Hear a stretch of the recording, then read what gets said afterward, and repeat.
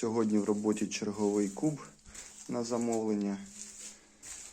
Ось 3 різьби під тени дюймі 1/4, горловина 159 і кламп під колону 2 дюйма.